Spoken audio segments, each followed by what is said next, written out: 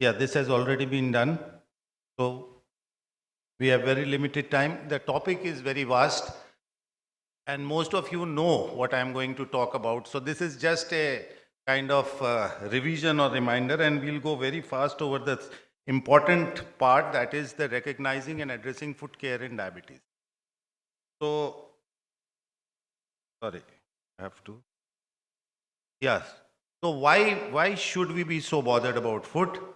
Every 30 seconds, a patient of diabetes requires amputation. An incidence lifetime is 19 to 34%, and you'll be surprised to know 5-year mortality is more than prostate cancer and breast cancer once you have a diabetic foot and its amputation. Three important things we all know: neuropathy, peripheral vascular disease, over that some trauma leading to infection, and diabetic foot. That is the genesis of diabetic foot. So ischemia, neuropathy, and infection. Out of this, neuropathy is the main culprit. And how do you recognize it? With patients day in, day out coming to you with tingling, numbness, heaviness, uh, inability to sense heat and cold, stabbing, burning pain, persistent restlessness. What is the pathogenesis? How does this occur? So all types of neuropathy, the diabetic motor, the sensory, the autonomic, all of them will lead to callus formation due to muscular weakness and dryness.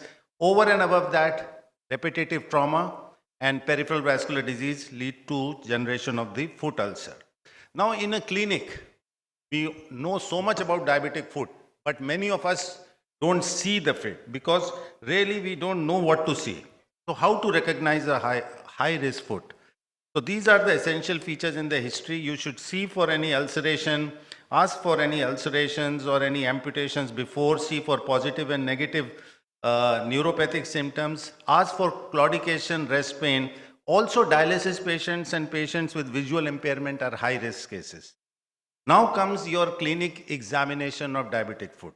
Now that is the main thing. So the first thing is inspection of the foot. You want to see the skin, the color, the thickness, any cracks, the infections, calluses, musculoskeletal deformities, muscle wasting, etc. Now these are the common abnormalities. You will see the claw toe, the hammer toe, and in the later stages the charcot foot. But this is the common hallus valgus you see very commonly in the clinics, and there will be a callus. Then you see the severe hammer toe with claw toe deformities. See this patient both with clawed toes and callus formation and pes cavus resulting in callus formation. Also be careful to see the footwear of the patient. Try to see the shoe of the patient, and you will find so many problems, and this is the common sandals and Hawaii chappals worn in India, which are a main cause of diabetic foot infection. Now in your clinic, you can go with the 10-gram monofilament test. That is the standard test. But remember, with this only you cannot diagnose loss of protective sensation. It is one more, either of these: vibration, pinprick, temperature, ankle reflexes, or vibration. So this is the monofilament test. This you can do at 6 sites at both the feet, or the simpler ones you can do 2 or 3 sites also, but you have to do it diligently, and this is how it is done. Pinprick sensations we don't do most commonly. Temperature sensations now can be done with an infrared thermometer, so you can do the temperature sensation. And vibration sense is very easy. 128 hertz thermometer, what do you call tuning fork. You can do the vibration sensation, and this is most of your clinics may be having this biothesiometer, and that will give you the numbers also. Anything more than 25 is really severe diabetic neuropathy.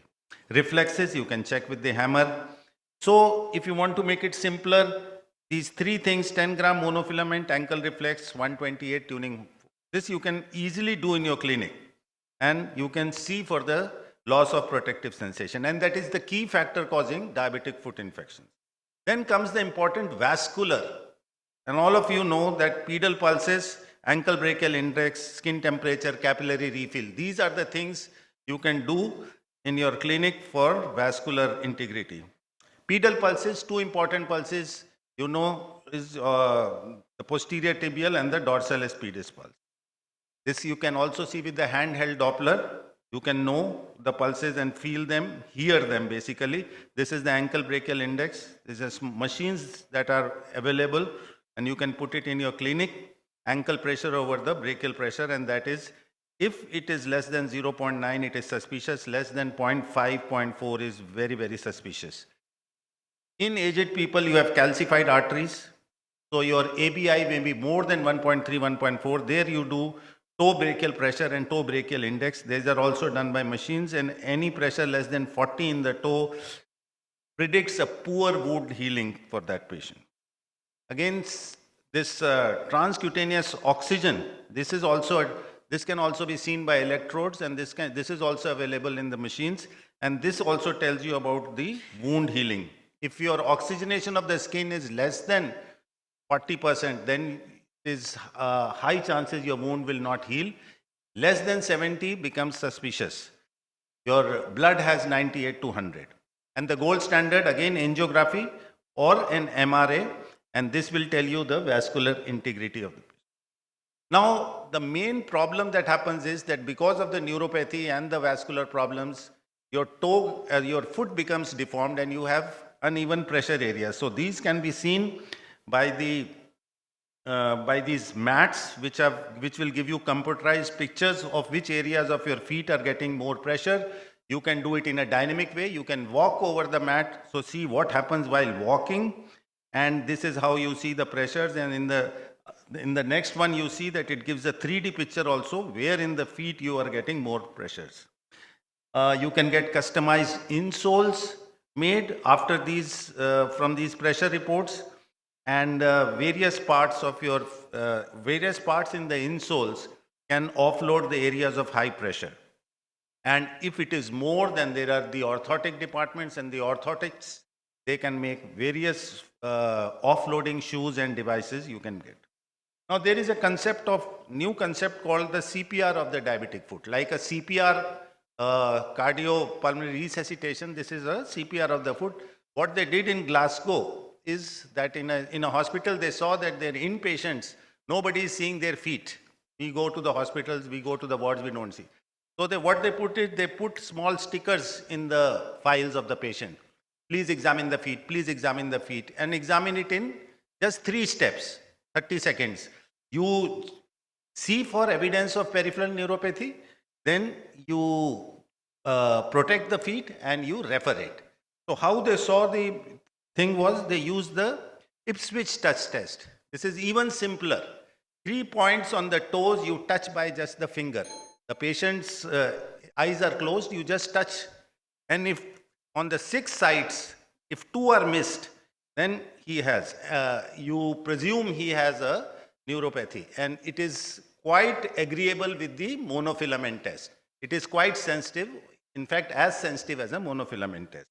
So simply in your clinic also, your nurse or your receptionist, anybody can even touch the finger.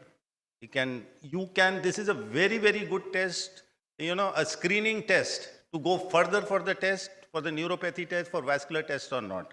And they found that only few % of patients who were seen earlier, and they picked up a lot of diabetic foot by these screening methods. So check, protect, and refer. Now some tips. All of you know these kind of charts you can give to patients, but these visual ones carry more impression. That is, check your feet every day. Take a mirror and see your feet. Never be barefoot, especially the Indians going in summers to these temples, walking and doing the parikrama, come with the burnt feet. Because of neuropathy, they cannot feel it.